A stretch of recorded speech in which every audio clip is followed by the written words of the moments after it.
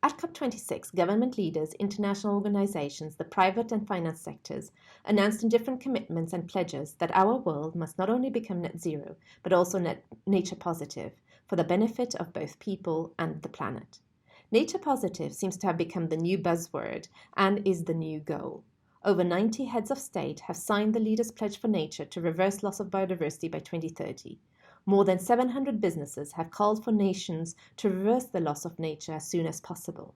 In the finance sector, the new EU taxonomy and the Task Force on Nature-related Financial Disclosures will help direct investments towards a nature-positive future. And multilateral development banks, such as the EIB, have committed to mainstream nature across their policies and to significantly boost nature finance for member countries and private sector clients. This represents a real paradigm shift in how governments, businesses, investors, and consumers view nature. In the past, the objective was to do no significant harm by reducing impact of our activities on nature. But despite this objective, we have seen an increased loss of biodiversity as well as an accelerating degradation of our ecosystems. So how can we turn this around and make sure that our economic activities not only minimize impact, but also enhance biodiversity and increase the resilience of our ecosystems? In fact, operating within a nature-positive framework would mean enriching biodiversity, sequestering carbon, purifying water, and reducing pandemic risk. In short, a nature-positive approach would enhance the resilience of our planet and our societies and would be based on our economic model that is based on regeneration, resilience, recirculation, and not destruction and pollution as it is today. But first, governments need to acknowledge that if we destroy nature, we destroy our economy. That's plain and simple. We all acknowledge that there is a major market failure. Markets do not adequately value nature. It is still much more economic to destroy a forest and turn it into agricultural land than it is to protect that forest.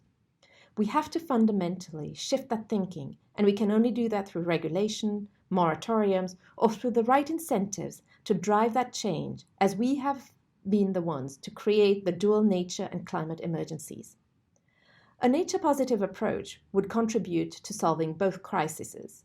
At its heart, the goal is to halt and reverse the destruction of nature by 2030, with a full recovery of a resilient biosphere by 2050.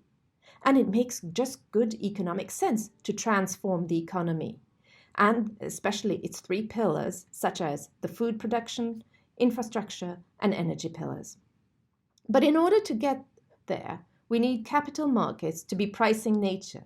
In fact, making the case that protecting nature is more economic than destroying it has been very difficult and has been one of the biggest barriers to investing in nature-positive business solutions due to the insufficient pricing of negative externalities such as the loss of biodiversity and ecosystems in the economic assessment or cost-benefit analysis.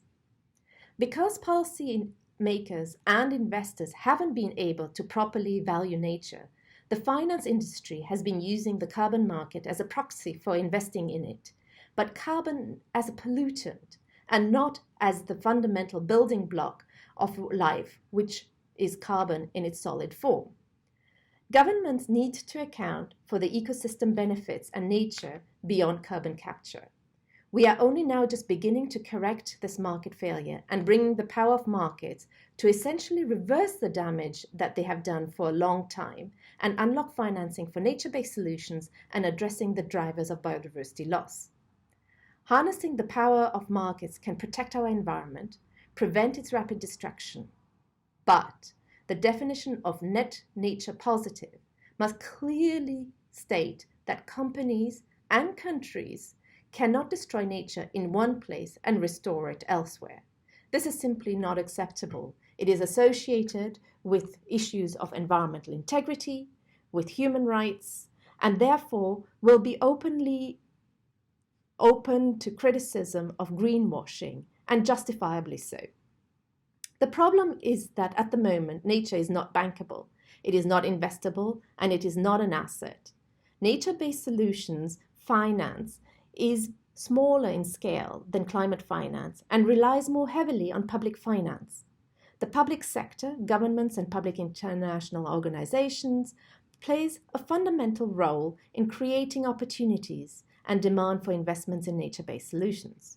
Governments must create the enabling environment that allows this to happen, for example, by revisiting agricultural policies, agricultural subsidies, fossil fuel subsidies, trade tariffs, and developing taxonomies to determine what is sustainable and what is actually not. But companies and financial institutions must also be part of the solution by sharing the risk and committing to increase finance and investments in nature-based solutions in an ambitious way through mainstreaming, for example, for requiring integration of nature-based solutions into infrastructure and creating sustainable infrastructure labeling systems such as the Fast Sustainable Infrastructure label. But there also needs to be clear bound time targets. Once the market is mature, support can be scaled back. Within this framework, the public and private sector actors all have a role to play at each stage. But we are also missing another opportunity, and one opportunity which we really need to take into consideration. Over the past decade, less than 1% of global climate ODA went to indigenous communities and local communities' tenure and forest management. Just 1/10 of that was directed towards securing land tenure rights, and we do have the evidence today that securing collective tenure rights is a cost-effective climate, conservation, and development solution. The current financial architecture is completely inadequate to mobilize and allocate the resources necessary to achieve these climate and conservation goals. So what do we need to make this possible? We need to, one, significantly increase funding to support the collective land rights agenda. That's fundamental. We need to simplify, especially in organizations such as the EIB, the administrative requirements of existing institutions and align to rights holder initiatives. This means developing new financing mechanisms with the rights holders that are inclusive in nature, politically and ecologically and socially savvy, attract funding, but also channel the resources directly to these local projects, to these local communities. We need to finally also increase the coordination among public and private philanthropies, because without technical assistance, grant type of funding, this will not be possible to achieve. We need financial mechanisms and coordination amongst the different financial mechanisms, adapt these. We need also coordination and cooperation amongst the different financiers. And the insurance industry, we see, could play a critical role also.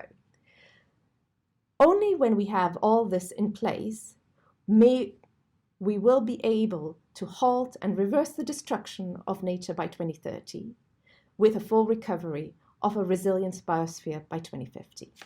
Thank you.